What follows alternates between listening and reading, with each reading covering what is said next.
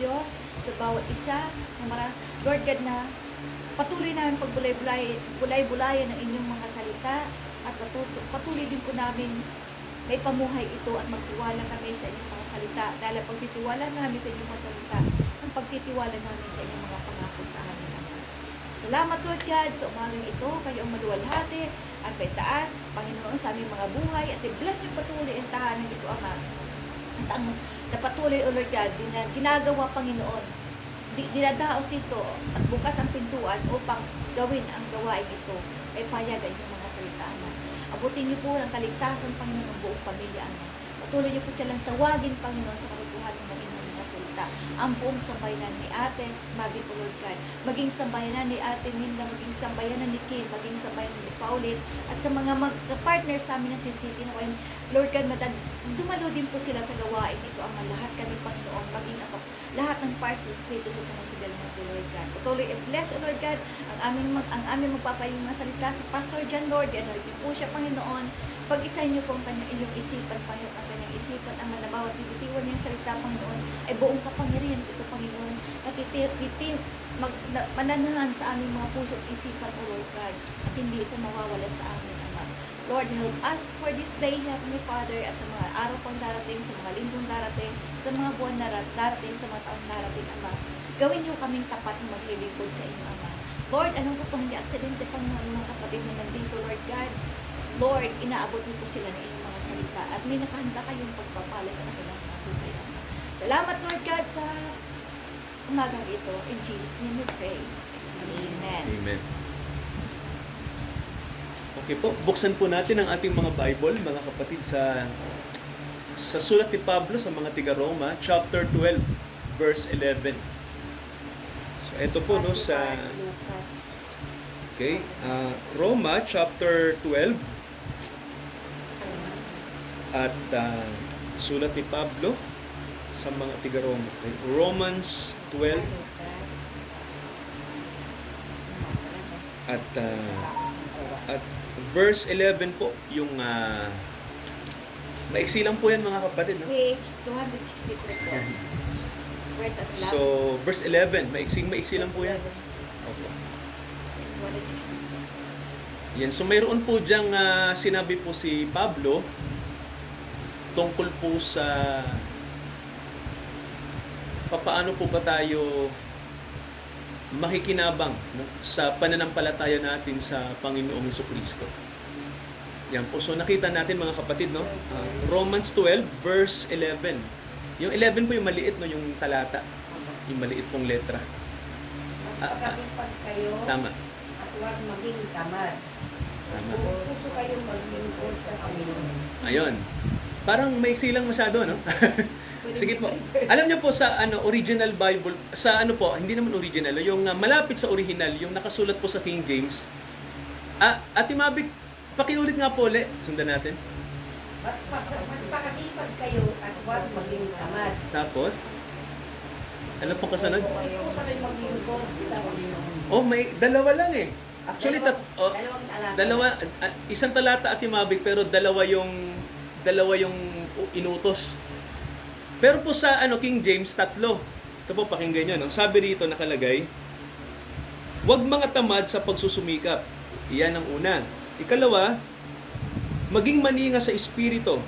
At pangatlo, maglingkod kayo sa Panginoon. 3 po, no, yung akin. Dalawa lang dyan. So no?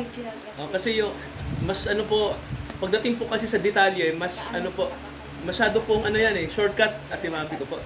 Pero gusto ko po makakita kayo diyan ng 3 bagay na pakikinabangan po natin, no, sa pananampalatayang Kristiyano. Una po, sinabi po ni Apostol Pablo po diyan na ang sabi niya, huwag mga tamad sa pagsusumikap, no? Kasi diyan, Ate Mabik, ang nakalagay lang, huwag maging tamad, no? Tama ho ba, sabi? Magpakasipag at huwag maging tamad. Ayan, no. Pero ang totoo po nun, saan po ba dapat huwag maging tamad, no? May mga bagay naman kasi na pwede ka namang magpahinga, no?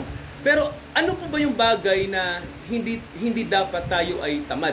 Ang sabi sa English, ang nakalagay po, not slothful in business. Huwag maging tamad sa pagsusumikap. Sa English ang nakalagay, not slothful in business. Pag business, Ate Mavic, ibig sabihin, di ba? Negosyo. So, ang negosyo kasi, utos ng Diyos siya na gawin ng tao. Actually po, yan ang totoo, no? Ang tao po, binigyan ng Diyos ng capability, binigyan niya tayo ng abilidad na magnegosyo. Yan po ay kaloob ng Diyos sa tao. Kaya lang hindi ginagamit ng tao. Yan. Kaya nga sa modernong panahon, di ba, Timabik? Sa modernong panahon, ang mga tao ay hinihimok, lalo na sa mga bansang demokrasya tulad natin, no? Na bawat isa sa atin magsumikap na magkaroon ng negosyo. Sarili niyang negosyo, partikular, no? Huwag lang tayong umasa sa negosyo ng iba, kundi tayo din ay magnegosyo din tayo. Ganun po yung ganun sa mga bansang demokratiko, no? Tingnan niyo po sa mga bansang komunista, sa palagay niyo po, yung mga hindi naniniwala sa Diyos, yung mga bansa na ayaw nila ng relihiyon, pero hinihimok nila ang tao na magtrabaho sa estado, di ba matindi yun, no? Alam niyo po ba yung North Korea na bansa? Pamilyar po kayo? Pamilyar din po ba kayo sa noon? Russia? Di ba? Ang tawag noon sa Russia, bago naging Russia ay Soviet Union. Opo, at ang bansang Soviet Union noon, no, ay talagang sila yung pangunahing bansa na tinutulak nila ang komunismo. Yung mga makakaliwa, di ba, na ang tao, ang trabaho lang ng tao, magtrabaho sa gobyerno, no? Kami magpapasweldo ayon sa kailangan nyo, magtrabaho kayo sa gobyerno, ganun po, no? Pero mga kapatid, di ba, ang tao ay di ba malikhain tayo, tama ho ba? Sabihin nyo nga po, creativity, sabihin nyo nga po. Ibig sabihin po nun, hindi lang ang trabaho natin, mahalin natin, tama ba?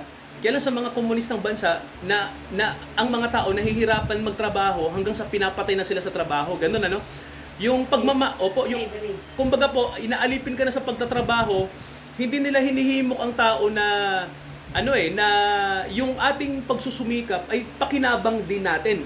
Kasi sa komunismo, ang sistema lang, kung ano lang yung kailangan mo, yun lang ibibigay sa'yo. Di ba? Ganun sa komunista. Kung kunyari, Ate Mavic, ilan lang kayo sa bahay? 3, 4, di ba? O magtrabaho ka sa gobyerno. O kung ano lang yung kailangan nyo, 4 lang kayo. Kahit magtrabaho ka ng habang buhay, yun lang ang bigay sa'yo. Walang promotion. Di ba? Maliban na lang kung matuwa sa'yo yung gobyerno, palapitin ka sa kusina. Ganun po eh. Ang yumayaman lang sa mga bansang komunista, yung mga malalapit lang sa kusina. Pero kung ikaw ay alipin ka lang, simpleng tao ka lang, bye-bye. Hindi ka uunlad, no? Hanggang habang buhay po yan, tama po. Pero sa mga bansang demokrasya po, tulad ng Pilipinas, hinihimok natin ng tao na tayo ay magsikap kasi, di ba sabi nga may oportunidad, di ba? Sa bansang malaya, di ba? Malaya tayo, walang gobyerno nang didikta, mayroon tayong kalayaan, kahit nga wag magtrabaho sa mga bansang demokrasya, pero ang problema, pabigat ka.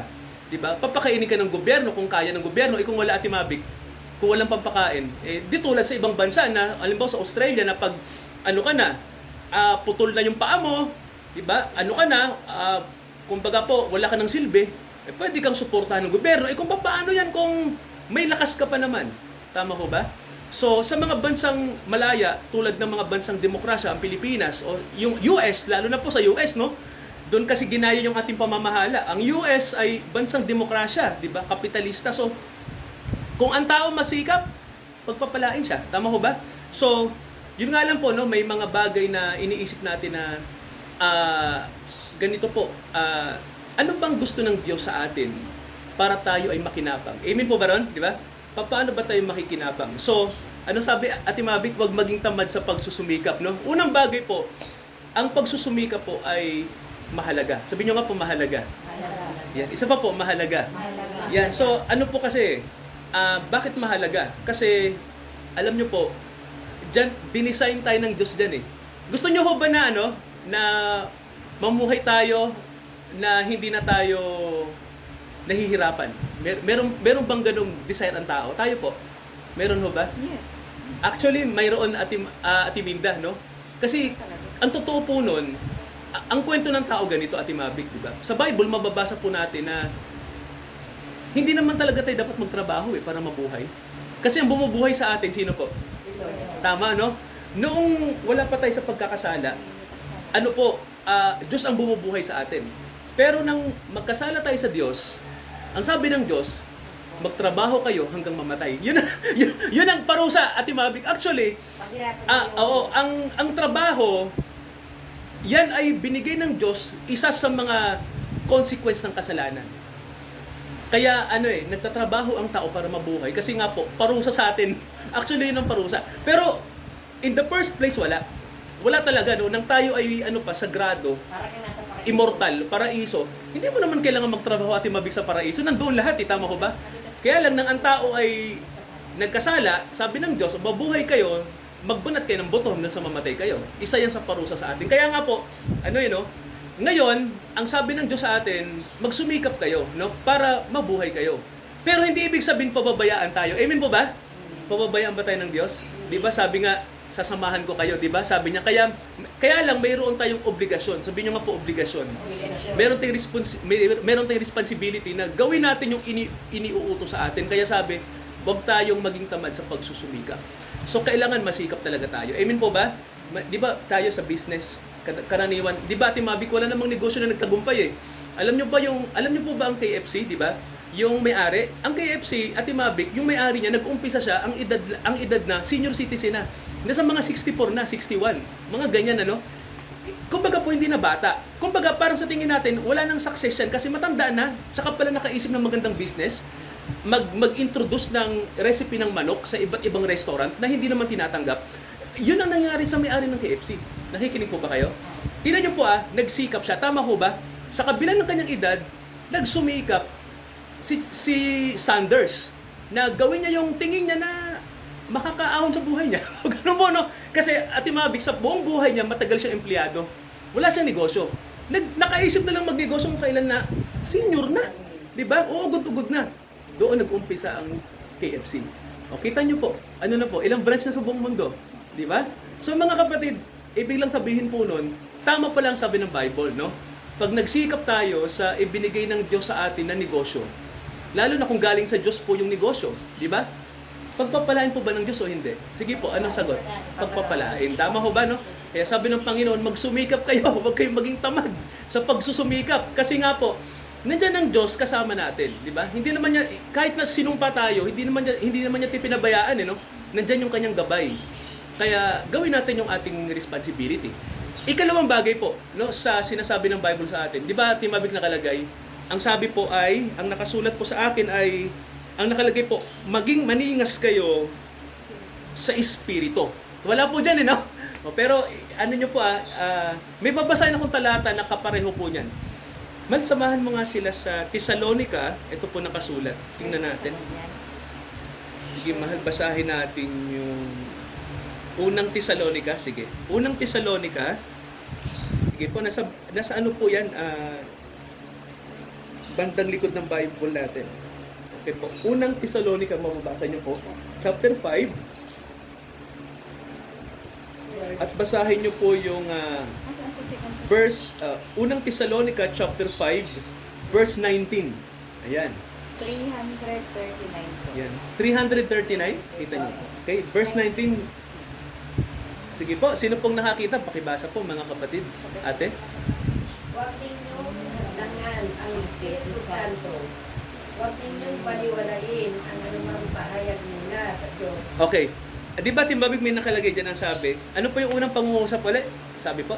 Huwag ninyong hadangan ang Yun. Espiritu Santo. Huwag ninyong hadlangan ang Espiritu Santo. Ano po, bibigyan ko lang kayo ng idea dito. No? Ang banal na Espiritu kasi, isa sa kanyang ginagawa, Timabik, no, na tayo ay gumawa para sa Diyos. Yun po ang totoo, no? Ang Espiritu po ng Diyos, ang ginagawa niya, pag tumira sa tao yan, pag nanahan sa atin, gagawa tayo ng bagay na makalulugod sa Diyos. Ano man po yung ginagawa natin? Ano po yan Sabi nga po, may isang theologian, no? Ibig sabihin po ng theologian, mga kapatid, ay mga tao na nag-aaral tungkol sa Diyos. Sa seminaryo po, yun ang tawag, no? Na ang mga pare nag-aaral ng theology. Ganoon din yung mga pastor, tsaka yung mga rabbi, no? Yung mga pumapasok sa larangan ng relihiyon, pumapasok sa seminaryo at Mavic, at ang pinag-aaralan ay theology. So, alam niyo po ba na ang theology po ay pag-aaral tungkol sa Diyos? At ang pinag-aaralan diyan, isa sa mga bagay ay kung paano ba kumilos ang Holy Spirit. Kasi tayo pag nasa church, 'di ba? Naririnig natin, tama ho ba? Di ba sabi, anong sabi ng ano? Pag tayo ay nagpe-pray, in the name of the Father, ano pa ba? The Son and the... Di ba? Ano pong tawag doon? Trinity, no? Sabi nyo nga po, Trinity. Ngayon, yung Holy Spirit, tanong natin, ano po bang ginagawa niya? Kasi di ba ang Ama, ang Diyos na hindi natin nakikita, no, na may-ari ng lahat ng bagay. Ang anak, sinugo, tama po ba? Para mamatay para sa atin, para tayo ay matubos sa kasalanan. At tanong, yung Holy Spirit, anong trabaho niya? May idea po ba? Ano bang Holy Spirit? Ano ang kanyang ginagawa sa atin? Yung Ama, siya ang may lalang. Ang Panginoong Jesucristo, tigatubos. Tinubos tayo. Yung Holy Spirit, ano pong trabaho niya? Palagay niyo po. Alam niyo po ba all around yan? alam niyo po, Parang siya, alam niyo po ang Holy Spirit ay ano, Ate Mavic, all around gumagawa sa atin. Hindi nga po, may idea po kayo? Ano po? parang ano lang, parang justisya na nandito lang sa atin. Kasama po Spirit ng, ng Lord. opo, Oo, na siyang naguutos. tama, opo, gumagabay, opo, nagtuturo, Kasi minsan, all around po, all around. Opo. nasa isip mo yung parang may nag-uudok sa'yo na yun ang gawin mo. Opo, ang Holy Spirit mga kapatid, pinakamahalagang kapahayagan ng Diyos sa atin. Kasi ang Holy Spirit, yan ang Espiritu ng Diyos na sumasama sa tao. Kasi ang Ama, hindi pwedeng sumama sa atin. Kasi ang Diyos, bilang Ama, hindi siya pwedeng umalis sa langit at mabig. Tigalangit siya eh. Yun ang, kumbaga po, ang Diyos, sabi nga eh, Diyos siya, hindi nga kasya ang lahat ng bagay na nilalang niya eh. Hindi siya kasya eh. So, para ang Diyos, maging totoong Diyos, hindi natin siya malalapitan talaga. Walang nakakita nga sa Diyos eh. Totoo po, wala, no? Ngayon, dahil may anak, Ate Mavic, di ba? May parte ng Diyos na nakita natin. Tama ba? Yung bahagi ng Diyos na nakita natin, yung anak niya. Kasi ang anak, Diyos din eh. Tama ko ba? Ang anak ay siya ang salita. Siya ang bibig. Kumbaga po, dahil sa salita, nangyari lahat. So, ang anak, Diyos siya. Pero, yung actual na Ama, hindi natin nakita. Tama ko ba? At walang nakakita sa Diyos talaga, Ate Mavic, no? May, opo.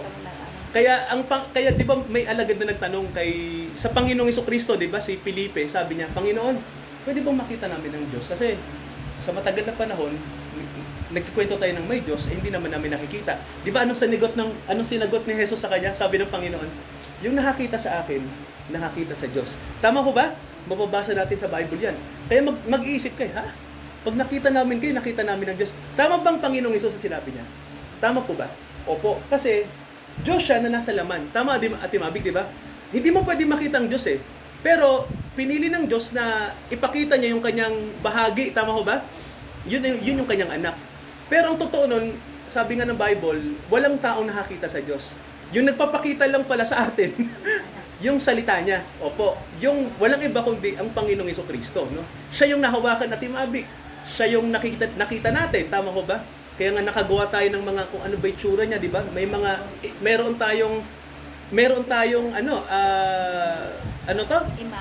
may imahin tayo na tingin natin na eto yun, tama ba? Kasi nagkatawang-tawang Diyos eh. Ang problema nga lang, hindi naman talaga natin alam kung ano itsura talaga niya. No? Pero totoo nun, as simply as we explain, nagpakita ang Diyos talaga sa atin sa katawang laman. Amen mo ba? Nakita natin siya. Kaya ngayon, sabi ng Bible sa atin, ang Holy Spirit, Pastor, ano bang ginagawa niya? Di ba sabi, gumagabay siya sa atin para makagawa tayo ng mabuti. Kaya ano po, mahalaga po ba tayo ay ma-born again? Mahalaga po ba? Kasi mga kapatid, pag ikaw ay na-born again, tumitira ang Holy Spirit sa atin. Pag hindi pa tayo born again, relihiyoso lang tayo, pero wala ang Holy Spirit, no? Ang sistema po ng Bible, ang itinuturo talaga, pag na-born again tayo, tumitira ang Holy Spirit sa tao at doon tayo makagagawa ng mga bagay na nakalulugod sa Diyos. Hindi Sige. religion yan ang born again. Opo. Ang born again po, no, sabi nga natin matagal natin tong ipinakikipaglaban na argumento. Sinasabi ng ibang relihiyon na bakit hindi pa kayo relihiyon? Di ba relihiyon din kayo? Ang ibig nating sabihin, pag sinabi natin hindi relihiyon, ito po ano lang to, no, para malinaw lang. Hindi natin sinasabi na relihiyon ang pagiging born again kasi nga po, pag sinabi nating relihiyon o sekta, Ate Mavic, nagkakaroon ng tinatawag na parang pamantayan ng tao. 'Di ba? Kasi sa relihiyon po kasi pag ang pinag-uusapan ng relihiyon, nahahaluan ng elemento ng tao. Nakikinig po ba kayo, mga kapatid? Yung elemento ng tao nahahalo. Parang ganito po. 'Di ba sa ibang sekta, 'di ba si Jesus tao? Tama ho ba? Sino hong nakadalo na sa INC? 'Di ba si Jesus sa kanila hindi Diyos kundi tao? So, ang paniniwala ng sekta nila, sa kanila tunay silang relihiyon. Tingnan niyo po lahat kasi ng relihiyon sasabihin din nila tunay sila. Pero pag sinuri mo yung kanilang aral, di po ba, yung teaching, doktrina po, makikita nyo na parang taliwas to sa sinasabi ng kasulatan. Pag sinabi nating relihiyon, ang tao ang nagbibigay ng pamantayan. Ganun po, no? Kaya nga, noong panahon pa ni Kristo, tinitira niya ang mga nasa relihiyon kasi yun ang numero 1 niyang kalaban pagdating sa pangangaral. Kasi madalas siyang kinukontra. Naintindihan niyo po ba? Nung panahon ng Panginoong Jesucristo, nung siya ay nasa lupa, di ba? Ano pong napansin niyo nang ang Panginoon nasa lupa? Nang ang Diyos ay nasa laman? May napansin po ba kayo? Alam niyo napansin ko sa Bible, kung babasahin natin, tingnan niyo po nang si Jesus nasa lupa, ano pong mapapansin niyo? Ito po, sasabihin ko sa inyo wala siyang sekta. Nakikinig po ba? Wala siyang relihiyon. Napansin niyo po ba na ang Panginoon nangaral at himabik? Di ba noong nag-umpisa siyang mangaral? Wala siyang kinaaniban. Tama ho ba? Kaya nga, marami nagtatanong sa kanya, sino po ba kayo? Ano po ba yung sekta nyo?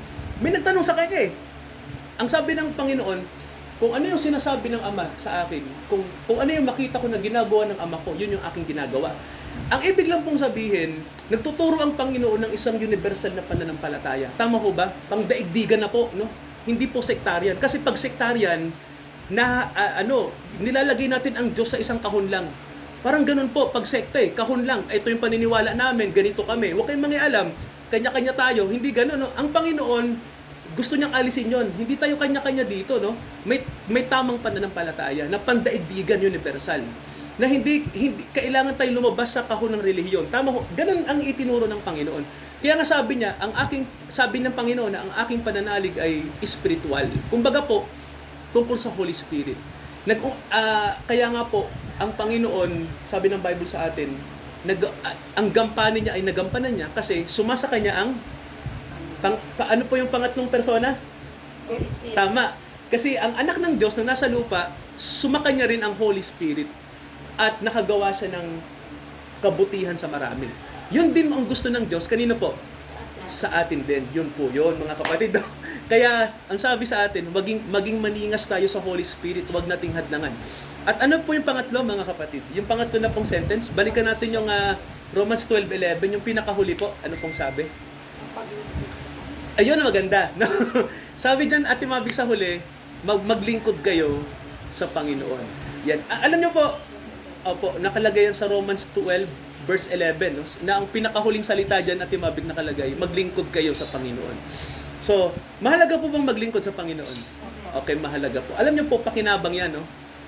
Yan ang pinakapakinabang ng tao pag naglingkod tayo sa Panginoon. Paglilingkod sa Panginoon. Okay. Opo. Ito alam niyo po ba na may madre na criticize? Kilala niyo po ba si Mother Teresa? Nakikinig mo ba? Kilala niyo po? Okay. Si Mother Teresa, yumaman. At actually, at Timabit, yumaman na madre. Yumaman siya. Tanong, bakit? Si Mother Teresa yumaman kasi po, marami nag-donate sa kanyang milyon pera. Nag-donate.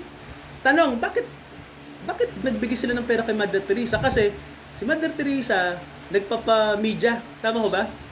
Na pinapakita niya na naglilingkod siya sa mahihirap sa Calcutta, sa India, na maraming namamatay, gano'n, mga nadidedo na sa daan, nagkakasakit na walang panggamot. Ngayon, eto na, may dumating na tiga London, isang reporter. So para siyang naawa sa mga may sakit, tumulong siya kay Mother Teresa. Ito, tinan niyo mga kapatid. Nagtaka siya na, sa matagal na panahon, ang daming pera Tama ho ba? Ang daming biyaya. Yung panggagamot, ganun pa rin. Parang ang daming dumating na pera. Walang ospital. Tama ho ba? Walang malinis na lugar. Yung mga namamatay, dyan na lang sa tabi-tabi. Ang tanong, saan yung mga donation? Saan pupunta yung pera? Diba? Okay, bigyan ko kayo ng dalawang anggulo dyan, kung bakit natin sinabi. Sabi, di ba, maglingkod sa Panginoon? Pansinin niyo po pag naglingkod ka ng tapat sa Panginoon, dumarating yung maraming, Napansin niyo po, di ba, Timabik? ang paglilingkod sa Panginoon, ang katumbas po niyang biyaya.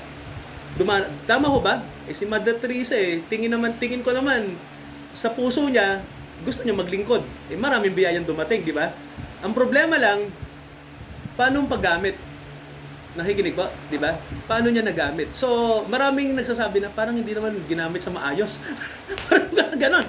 So, napunta lang sa ibang bagay siguro, no? May pinaggagamitan. Yung pala, dinadala, may porsyento na dinadala sa Roma. Alam niyo ba? Di ba? Sa pinaka may porsyento ang simbahan, parang ganyan. So parang imbis na yung bigay, pwede naman magbigay talaga kasi may porsyento naman ng church, pero hindi lahat, di ba? Kaya kasi may mga nagbigay ng tao para sa mga may sakit. Naintindihan niyo po? So dapat hati nga eh. O kaya yung ikapu na lang ng mga donation ibigay sa church, pero yung natitira sa mahihirap. Hindi ganoon. Tama ho ba? So, kung titingnan yung mga kapatid, no, pag sinabing maglingkod sa Panginoon, gamitin natin yung pagpapala ng Diyos. Tama ho ba? Ipaglingkod natin sa Diyos. Naintindihan niyo po? Ipaglingkod. Sabi niyo po, ipaglingkod sa Diyos. Yon. Ang paglilingkod po sa Diyos, po kasi laging po yan, no? Dalawang bagay po. Gamitin natin sa Diyos, sa kanyang ministeryo, at gamitin din naman natin sa pagmamahal sa kapwa. Nakikinig mo ba? Di ba? Dalawa. Kita nyo si Mother Teresa Blenes, tama ko ba? Nakapaglingkod siya sa church niya. Pero yung kanyang pinaglilingkod ng mga tao, parang medyo kinulang. Tama ko ba? Pero may utos sa atin, maging maningas tayo sa paglilingkod sa Panginoon. Ibig sabihin po, pag sinabing Panginoon, holistic po yun. Tama ko ba? Buo. Alam niyo po sa CCT tayo, ang tinuturo natin, balanse, no? Naglilingkod tayo sa Diyos kasi gusto ng Diyos kailangan siya muna mauna. Siya ang paglingkuran talaga. And then tumulong sa tao. Gawin natin yung reasonable sa kapwa. Para sila din naman makinabang. Tama ko ba, mga kapatid, no? So, yan po yung ko po, no? Gusto ko po makita nyo, no? Magsumikap sa Panginoon, maglingkod sa Panginoon, mahalaga po para i-bless tayo. So, may natutunan po ba tayo ngayong umaga, mga kapatid? Sa isang banda kasi, ang buhay kasi minsan nagiging burden. Ang burden. Pabigat. Pero ang totoo, ang buhay natin, ko lang po ha, ang purpose kasi natin sa buhay, maglingkod sa Lord. Hindi lang naman sa simbahan. Pamilya natin, naglilingkod din tayo. Tama po ba? Lalo ng mga mothers. Pwede po yung paglilingkod. Paglilingkod sa asawa, paglilingkod sa mga anak. Tama. Diba na? Holistic. Karunungan ng mga disiplina ng mga anak. Tama po ba? Karunungan ng pagmamahal sa kapwa. Part na paglilingkod po yan sa Lord. Numero 1, pamilya po natin. May tinuro yung isang theologian, di ba, si Calvin? Sabi niya na anumang larangan nandoon tayo. Pag ginawa natin para sa Diyos, ang mga bagay na yon, naglilingkod tayo sa Diyos. Amen ba ron? Limbawa, at Timabik, tiga DPWH, tama ko ba? Nasa gobyerno ka. Kung magtatrabaho ka para parangalan ang Diyos, nagtatrabaho ka para sa Diyos kahit nasa gobyerno ka. Tama po o hindi? Diba? Pag presidente ka ng Pilipinas, tulad ng BBM, kung siya ay presidente, hindi lang sa tao, kundi naglilingkod siya dahil sa Diyos, ginagawa niya yung bagay na yon. Para kanino po? Para sa Lord. Ibig sabihin po, walang sagrado o secular pagdating sa pagtatrabaho o sa buhay natin. Ano man yung ginagawa natin, kung gagawin natin para sa Diyos yun, sa Diyos tayo naglilingkod. Kahit teacher ka pa, kahit engineer ka pa, kahit nagtitinda ka lang ng kwek-kwek sa palengke, kung ginagawa mo yung bagay na yun para ang Diyos ay maparangalan, sino pinaglilingkodan natin? Ang Diyos pa rin. Malawak po ba ang paglilingkod sa Diyos? Para hindi maging Malawak burden. Tulad ni Ate Kim. Yung pagmamanicure pedicure, ginagawa niyang kabuhayan niya, tama ko ba? Pero pag yung pagmamanicure pedicure, i-offer mo sa Diyos yun, Panginoon, maglilingkod ako sa inyo sa pamamagitan nito, ba? Alam niyo po ba na pinagpapala ng Diyos kapag pinagpapasa Diyos natin kahit trabaho natin? Amen po ba? Wag lang yung illegal. Dahil hindi babasbasan ng Diyos at imabig. Yung mga nagtatrabaho ng illegal, hindi natin pwedeng sabihin sa Diyos na, Lord, pusher ako i-bless niyo ako. Paparusahan ko. Pero po yung... Opo, tama. Diba tama? Paglilingkod sa Lord, kaya Ngayon, ulit ako. May mag-PPN ko sa inyo. Pipray sila bago ako umalis. Ma, Pre, yung asawa niyan para man sa ugiinom. Alam Yan mo ang po, palagi nilang pinag-aawayan. wala pong imposible dyan. Meron akong kakilala, yung anak niya, makaibigan ko simbahan. Kristiyano Bless yung po. kanyang nanay. Kristiyano yung kanyang nanay. Nagkapag-asawa na hindi Kristiyano.